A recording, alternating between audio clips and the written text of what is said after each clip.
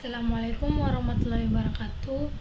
Jadi perkenalkan saya Syarunifa Banyo, mahasiswa program studi akuntansi Fakultas Ekonomi dan Bisnis Universitas Hairun Ternate. Jadi di sini saya membuat tugas, yaitu saya akan menjelaskan materi terkait dengan aspek keperilakuan pada penganggaran modal. Jadi ini materi pada mata kuliah akuntansi keperilakuan. Selanjutnya saya akan membahas materi mengenai aspek keperilakuan penganggaran modal. Jadi ini yang pertama yaitu definisi penganggaran modal.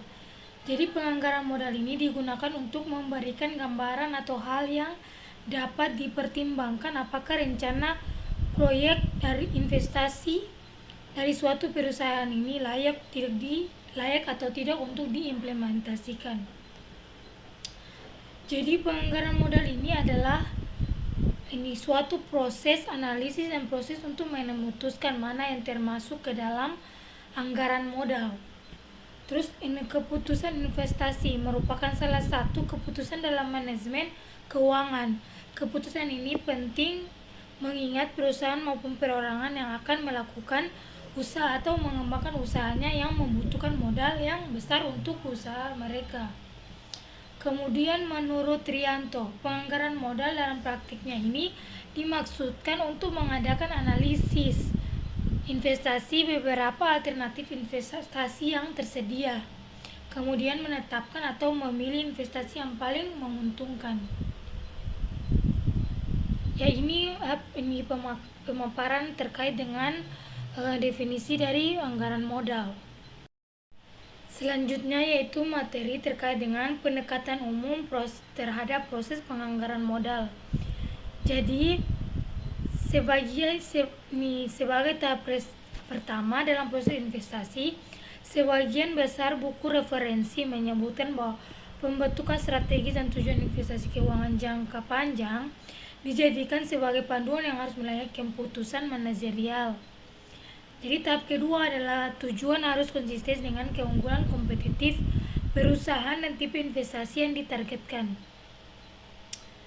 Jadi ada banyak variasi dari model ini. Jadi tersebut investasi ini sebagai proses menawarkan yang terdiri dari sejumlah tahapan atau komponen yang berbeda. Meskipun model tersebut merupakan penyederhanaan yang tampang tindih dan melayani kegiatan alternatif mereka sebagai gambaran kasar kenyataan. Jadi beberapa ilmuwan berpendapat bahwa pengakuan terhadap investasi potensial adalah titik awal dari proses penganggaran modal. Ilmuwan menyebutkan tahap ini sebagai tahap pemicu dan mencatat bahwa pengakuan terhadap peluang untuk modal investasi yang terlibat. Mungkin itu terkait dengan pendekatan umum proses penganggaran modal. Kemudian selanjutnya yaitu teori kontingensi dalam konteks penganggaran modal. Jadi pendekatan teori kontingensi ini sering mengidentifikasi bentuk optimal pengendalian organisasi dalam kondisi operasi yang berbeda dan mencoba untuk menjelaskan bagaimana prosedur operasi pengendalian di organisasi tersebut. Kemudian pendekatan akuntansi pada akuntansi ini didasarkan pada premi bahwa tidak ada sistem akuntansi secara universal selalu tepat dapat diterapkan pada setiap organisasi, tetapi hal ini tergantung pada faktor kondisi atau situasi yang terjadi di dalam organisasi atau perusahaan tersebut. Teori kontingensi sebagaimana telah dibahas dalam konteks penganggaran modal ini berkaitan erat dengan desain proses penganggaran. Jadi menurut Brouwer, dalam perspektifnya ini, efisiensi alokasi sumber daya tidak hanya masalah kecanggihan atau kecanggihan mengadopsi. Jadi secara teoritis juga ini, penganggaran modal ini terkait dengan teknik investasi dan keunggulan prosedur. Jadi itu terkait dengan teori kontingensi dalam konteks penganggaran modal. Selanjutnya itu ada aspek keperilakuan dari penganggaran modal. Jadi ini penggunaan dan penerapan prosedur penganggaran modal ini yang canggih telah dijelaskan sebelumnya. Jadi dibangun di atas itu asumsi rasional. Jadi maksimalisasi laba, pembuat keputusan dengan informasi yang sempurna. Kemudian pengambilan keputusan tersebut ini diasumsikan benar menggunakan dan menafsirkan prosedur penganggaran modal yang canggih diusulkan dalam literatur sehingga memaksimalkan kekayaan dari pemegang saham. Kemudian menurut para ahli nih, teknik penganggaran modal yang canggih melibatkan sejumlah keputusan subjektif mengenai misalnya arus kas yang diharapkan dan tingkat imbal hasil.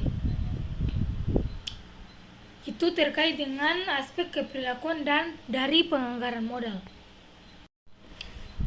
Selanjutnya yaitu ada faktor-faktor penting keperilakuan dari penyusunan anggaran modal. Yang pertama yaitu masalah dalam mengidentifikasi proyek potensial. Kemudian yang kedua, masalah prediksi yang disebabkan oleh perilaku manusia. Kemudian yang ketiga, masalah manajer dan ukuran kinerja jangka pendek. Kemudian yang keempat, ada masalah yang disebabkan oleh identifikasi diri dengan proyek. Kemudian yang kelima, pengembangan anggota dan proyek modal. Dan yang keenam, penyusunan anggaran modal sebagai ritual. Dan yang ketujuh, perilaku mencari risiko dan menghindari risiko. Dan yang terakhir yaitu membagi kemiskinan. Nah, kemudian materi yang terakhir ini terkait dengan saran-saran dalam penganggaran modal, saran-saran. Jadi, saran-saran perbaikan dalam penganggaran modal ini apa yang dapat dilakukan untuk mengurangi pengaruh yang merugikan dari faktor-faktor keperilakuan manusia terhadap proses penyusunan anggaran modal. Jadi yang pertama itu penting bahwa mereka yang terlibat dalam penyusunan anggaran modal ini menyadari adanya faktor-faktor keperilakuan yang melekat pada proses usaha atau proses dalam penyusunan anggaran modal tersebut. Jadi kemungkinan faktor-faktor ini seharusnya tidak diperbolehkan untuk mengaburkan data keputusan yang relevan dan yang bersifat lebih rasional. Jadi disarankan itu agar implementasi pasca audit ini dilakukan oleh proyek-proyek anggaran modal. Jadi dengan melakukan hal itu, seseorang dapat mengamati bukan hanya kesesuaian dari suatu model pengambilan keputusan atau imbal hasil dari nilai sekarang, neto dan seterusnya, dan akurasi dari estimasi data yang digunakan, melainkan juga usaha untuk mengidentifikasi berbagai faktor keperilakuan yang memengaruhi seleksi dan proses manajemen proyek di dalam sebuah organisasi atau perusahaan. Jadi ini implementasi pasca audit ini yang disarankan di sini sebaiknya dilakukan sebelum akhir dari proyek modal tersebut dan sebaiknya pertimbangkan kondisi yang berubah-ubah. Ini itu terkait dengan saran-saran perbaikan. Mungkin itu pemaparan materi singkat dari saya terkait dengan aspek keperilakuan pada penganggaran modal. Mungkin lebih dan kurangnya saya mohon maaf. Sekian, wassalamualaikum warahmatullahi wabarakatuh.